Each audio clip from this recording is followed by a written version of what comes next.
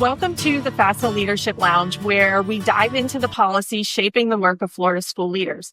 I'm Michelle White, Executive Director of the Florida Association of School Administrators. And I'm Jessica Janasiewicz, lobbyist for FAFSA and for several school districts across the state of Florida. So welcome back to the Leadership Lounge. We are the Monday after Thanksgiving, and I'm going to do something a little special this week in taking a look at the Florida's governor race. It is a committee week in Tallahassee, so the next episode will have a full update on all the things related to policy and what's been moving along the way. But we are going to take a look at this election. It's a little less than a year away. It's already heating up, and we're going to look at who's in the race, who may enter the race, and what the impact has been thus far on Florida politics. Absolutely, because I certainly think that we will see a impact of who the lead people in this race are looking to be. They will certainly be able to have an influence on the legislative session this year. So on the Republican side, we have current U.S. Representative Byron Donalds, who has the backing of Donald Trump. He is thus far, as of this moment, comfortably ahead in the polls for the Republican nomination to succeed Governor DeSantis. Donalds has continued to campaign. He's attended Turning Point USA events at the University of Florida, and he started to talk more about the cost of living and other issues that we know are big pain points for folks here in Florida. He also believes that Florida will need to develop its own health care plan. Congress can't fix or replace the Affordable Care Act. So these are some of the things he's talking about. He used to be a representative here in Tallahassee in the Florida House, and we actually worked with him quite closely with FAFSA, and he was a legislator of the year recipient. Yes. So he is someone that is very well known to us and to our members who were active at that time when he was in the House. So obviously at this moment in politics, having the backing of the president is a very powerful thing. But certainly what we also know in Florida politics and with the Florida governor's races in the past, they can change quite quickly. You know, Governor DeSantis was not, I think, who everyone thought was going to become governor when he was running all those years ago. And it was the backing of now President Trump that put him over the edge and really gave him this huge advantage. And then we see, obviously, he not only won that race, but then won a subsequent race. So things can change, but right now, I think it's easy to say that Representative Donalds right now is currently the front runner. Yeah, and he has had a different perspective to now being at the federal level for a number of years when it comes to conversations like healthcare and what does it mean if there's big changes at the federal level coming to the states, and we'll be able to kind of see what those issues are as changes are made to the Department of Education, and as Congress allows allows for the dismantling of the USDOE and even further than what the current plan is. He will have perspectives of what those block grants look like coming to the state and being able to talk about and really get support potentially around that perspective from all age groups. Absolutely. Absolutely. Another individual on the Republican side who has officially entered the race may also sound familiar to our listeners. He is the former Florida House Speaker, Paul Renner. So he also served in the Florida House, and obviously there he was the top spot just a few years ago. He has been campaigning on an extensive economic platform that is also focused on affordability. Are we seeing a trend here, folks? Clearly that is something that's on everyone's mind. His plan looks at housing costs. He is proposing slashing property taxes, which is also something, of course, we've talked about a great deal during these committee weeks, as the governor has been pushing very hard for that. And we know the House is looking at that issue, and we anticipate that the Senate at some point will as well. But that's one of his big issues. He also wants to keep tuition rates level for higher education and expand vocational programs to generate more high-paying jobs. Interestingly, he, of course, was House Speaker when Governor DeSantis was governor during his tenure, but the governor has already been very vocal that he did not think that Speaker Renner should be entering the race. So that was a little surprising. But he came out and just flat out said it. So, he is using kind of those, I'm sure, contacts and everyone that he knew from his time being the speaker to try to get out there and raise money and get the name recognition. Yeah. And he definitely has some strong Florida connections and, just working through that policy in the 2 years that he was speaker, and building on that. So definitely a potential candidate, for moving forward. So on the Democratic side, we have Orange County Mayor Jerry Demings, who has served in his current position since 2018. He has also served as the sheriff of Orange County and the chief of the Orlando Police Department.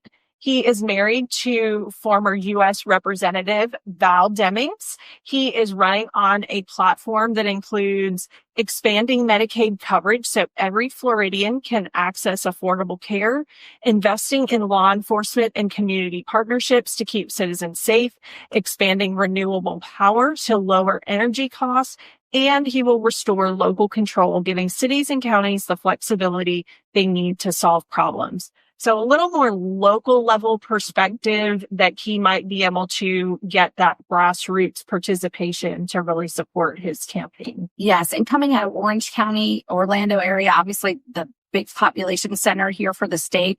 So that is one advantage for individuals when they come into the race. If they're from a larger area and have name recognition in that area, that's certainly helpful. It doesn't mean that you win, obviously, but it's certainly helpful that at least in that area where we have a lot of folks living, he has got name recognition there. And certainly in his position as sheriff, that's obviously, a notable position. Right. So the other Democrat that is already put their name in the hat is former U.S. Representative David Jolly. He is a former congressman from Pinellas County. He has spent the last 8 years as a political analyst on MSNBC. And some of the issues he would like to work on specifically are easing the burden of property insurance by creating a state catastrophic fund that would remove natural disaster perils from the private market. He also would like to invest more in public schools, including raising teacher pay.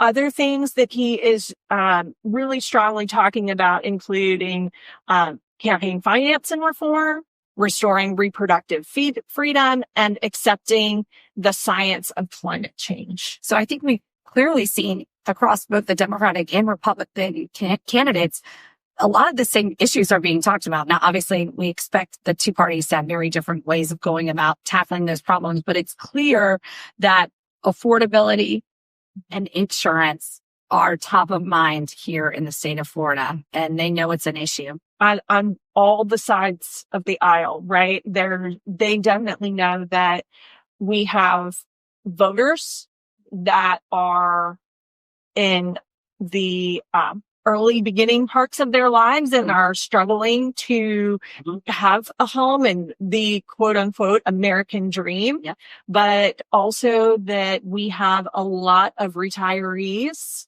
that need that health insurance, that have now a fixed income, but still want to call Florida home. So, more to come on that for sure. That's right. And so we do also have in the race currently a libertarian candidate. Scott Jewett is a keynote speaker on innovation and business strategy from Boca Raton. He is saying that he is the Libertarian 2.0 candidate that respects the importance of social programs while ensuring responsible government spending with a conservative fiscal policy. So that's a third party candidate there that could, depending on how things shake up, really impact the race. Yeah. And really these next few months, both leading up to our primaries, and what's happening, certainly at the federal level, what comes out of the 2026 Florida legislative session is going to really kind of set the stage for how these primaries come about, and it will be interesting for sure. Absolutely. And there are actually a few individuals who've hinted that they're entering the race, or at least there have been some rumors kind of swirling around that they may join the race. The first of which is our current Lieutenant Governor, Jay Collins, who is a former Green Beret in the U.S. Army, and he was elected to the Florida Senate in 2022. He was selected to fill the vacant lieutenant position, governor position in August. So then there's been really almost immediately since that time, speculation that he would run to replace DeSantis next year. He has not officially declared his candidacy, but there's a little bit of teasing his run, and he's recently started having some interactions online with Representative Donald, which is just kind of an indicator that perhaps he's, working to attack him politically. And then also notably, a nonprofit organization that's called the Florida Fighters has started running ads featuring him. So really interesting as well of I've seen on social media where he's also just building out more knowledge of who he is as a person. Yes. And so many people, of course, are speculating, this sounds like it's turning into a political campaign. We think he's going to move forward. But there are definitely a few more people that we wonder. So also included is James Fishback. He is the 30-year-old CEO of the investment firm Azoria, and has said that he'll officially announce his campaign soon. He has repeatedly attacked Donald, particularly on immigration policies related to the federal H-1B visa program, calling him DEI Donald and H-1 Byron. Oh my goodness. I think he's probably stirring a pot. I think it certainly sounds like it. It will be interesting. Mm-hmm. And then we have talked about this in the past on the podcast too, is First Lady Casey DeSantis, a former news reporter. Of course, she has been First Lady now for almost a full 8 years. She was honored as the 2023 Republican Party of Sarasota's Statesperson of the Year. She is the first woman ever to receive that distinction.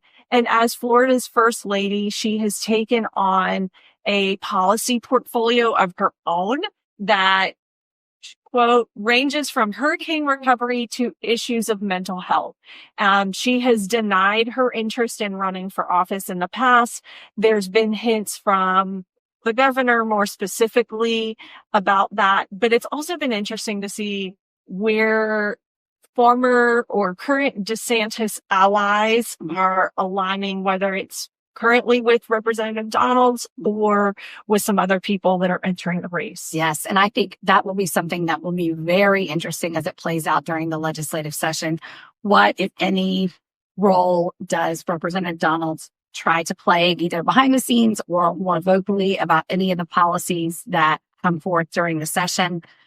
If he attempts to have influence and is successful, that will give a lot of indication about where people are in the race. And then also if the governor comes out and officially endorses someone else, what impact does that have as well? So it's all just kind of going to be swirling around during the legislative session and will undoubtedly have an impact on our politics, to be sure. It's also really interesting too. So 20 years in the political process of just seeing certain strategies of when people announce and when others also offer endorsements, Yeah. right? So that piece about the governor and who is he going to endorse and when is he going to do that? Some of that he may be holding back until we get through legislative session, and he may know that there's other candidates out there that haven't quite risen to the top, but want to make sure that he doesn't give his blessing too early. Well, and that's an interesting part. A little addition to that was we got some news reports just a couple of weeks ago that are reporting that the governor has been making an effort to enlist one of his biggest past backers, Citadel founder Ken Griffin, to get involved in the Florida governor's race. Mr. Griffin has declined to get involved in the 2026 race, but apparently, at least according to these reports, Governor DeSantis has reportedly asked him to back a challenger to Byron Donalds. So who that is, we don't know. No. But it does seem like he is trying to have at least an alternative candidate to Representative Donalds, who of course was endorsed by President Trump. And really he and DeSantis had seemingly a good relationship until Representative Donalds backed President Trump in the most recent presidential election. Yeah. And so also then on top of all of these things is if one of them gets elected, all the other additional dominoes that will start to fall. So if Congressman Donalds is successful, then what happens with his seat and who is going to be elected to that? And of course, does Lieutenant Governor Collins get elected if he decides to jump into the race? What does that mean for his running mate? Man, there are a lot of things we could talk about when it comes to just the governor's race alone. Just the governor's race alone. And to your point earlier, we really aren't going to know until we get closer to the primary of how this is even really looking to shake out, because so much can happen in politics and does happen in politics that being that we are months away from the primary means that a lot can happen in that time. And sometimes it happens overnight. Yeah. Right? Like something happens with a candidate and they're on top, and then an incident, whatever it is, Absolutely. And suddenly they're at the bottom of the list. So there will be a lot of interesting things to kind of watch and keep track of as we move forward and get closer to the election. We also obviously have a large group of candidates and potential candidates so far, and there's a lot more time to go. Candidates sometimes also drop out. So we'll see what happens as we get closer. We will certainly keep all of our listeners updated on changes. We can't thank you all enough for listening. Please make sure to tell your friends and colleagues about the FAFSA Leadership Lounge podcast, and we encourage you to stay tuned for more. Thank you for listening to the Leadership Lounge podcast presented by the Florida Association of School Administrators. Today's podcast was hosted by Michelle White and Jessica Janasiewicz. The podcast was produced by Jeff Willoughby. Original musical recordings by David Higgins. Make sure to subscribe to the podcast wherever you listen to your favorite podcasts. New episodes are released each Monday. For show topics, suggestions, questions, or comments, please email communications@fasa.net. We hope you enjoyed the show.